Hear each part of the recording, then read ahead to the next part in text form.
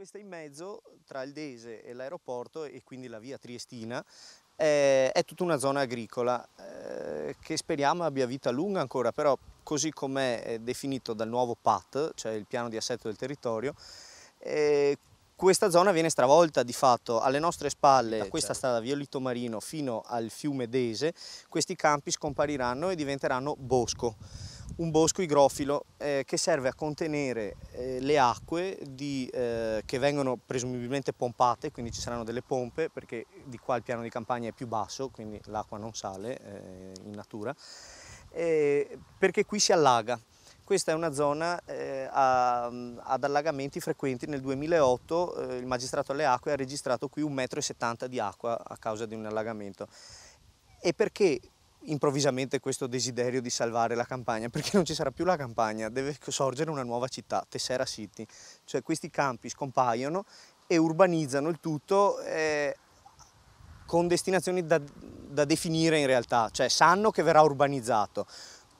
Per cosa metterci dentro ancora non è chiaro. Ci saranno industrie, ci saranno uffici, ci saranno forse abitazioni, alberghi, strutture ricettive, quindi non è chiaro. Cioè, l'importante per il momento è cambiare il piano regolatore e rendere edificabile quest'area, con il sospetto fortissimo di una speculazione, perché di fatto questa azienda agricola è stata comprata tutta dall'ente che gestisce l'aeroporto, e hanno deciso, rendendola edificabile, quindi di fare una speculazione, perché hanno comprato a un prezzo e nel giro di una decisione in sede di consiglio comunale, approvata dal consiglio regionale, di fatto il valore dei terreni è ventuplicato, e questo si estende per circa 500 ettari e da qui, altro punto di forza del progetto secondo l'assessore all'urbanistica del Comune di Venezia, Micelli,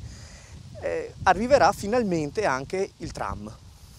Perché il tram attualmente non serve l'ospedale di Mestre, non serve il Miranese, quindi i pendolari devono fare code di mezz'ora, quando va bene, se non 40 minuti, un'ora per entrare, per fare i 10 km più o meno che separano Mestre a Milano.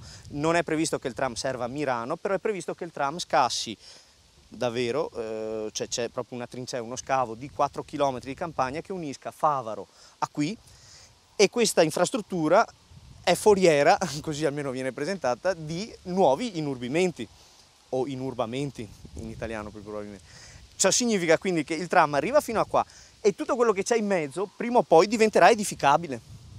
Cioè, nel senso, nell'ottica dei decenni, questa cosa diventa gigantesca.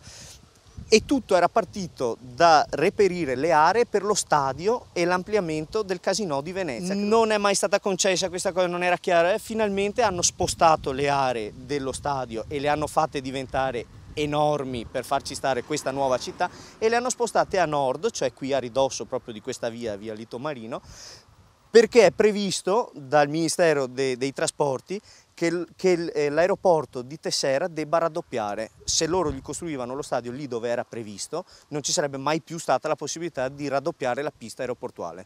In assoluto una cosa del genere è uno scandalo, però potrebbe avere un senso. In realtà no, perché dati alla mano è dimostrato che l'aeroporto di Londra, un aeroporto a Londra, Stansted, non tutti gli aeroporti di Londra ma uno solo, muove circa 30 milioni di turisti o comunque di passeggeri all'anno, con una pista, esattamente come l'aeroporto di Tessera. Attualmente l'aeroporto di Tessera muove tra i 4 e i 5 milioni di persone all'anno, quindi razionalizzandolo, mettendolo a posto, utilizzando le tecnologie che hanno in Inghilterra, che non vedo perché anche noi non possiamo utilizzare, senza dover raddoppiare la pista aeroportuale, e insisto, su un'area tra le più allagabili di tutta la gronda lagunare, si potrebbero, non so, più che raddoppiare, triplicare, quadruplicare comunque i passeggeri senza andare a toccare la campagna circostante.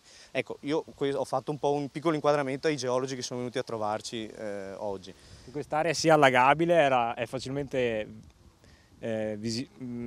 intuibile e capibile osservando il microrilievo fatto dalla provincia, quello del 2007, e quel microrilievo fatto anche su dati, se non ricordo male, da CTR 5000, punti quotati, quindi neanche di altissima definizione, ma esistono anche i dati LIDAR che sono di altissima precisione, E sì, insomma, è ben noto che la gronda lagunare sia in sofferenza, insomma, idraulicamente è sofferente.